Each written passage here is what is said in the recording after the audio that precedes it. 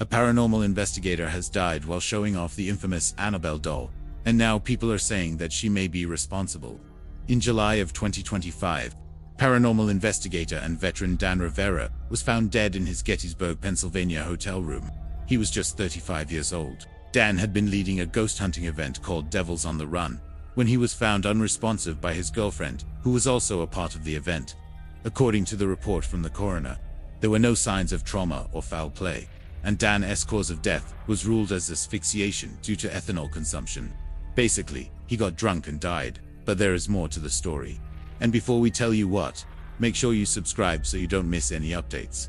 While the police report does say that there were no signs of foul play, the circumstances surrounding Dan's death are quite strange.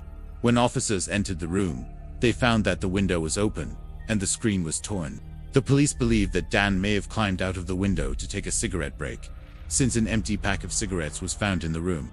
However, there was no sign of a struggle, and it didn't appear that anything had been stolen. Now here's where things get really weird.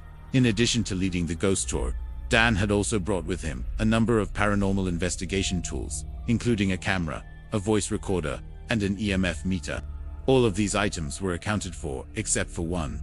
The police report states that Dan had been showcasing the infamous Annabelle doll, a possessed doll that is said to be the inspiration for the Conjuring universe movies. And when police entered the room, they found that the doll was missing.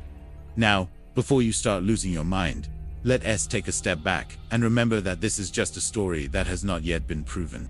Yes, there are a lot of unanswered questions surrounding Dan's death, but it's important to keep an open mind and consider all possibilities. Just because something doesn't make sense doesn't mean that it's paranormal.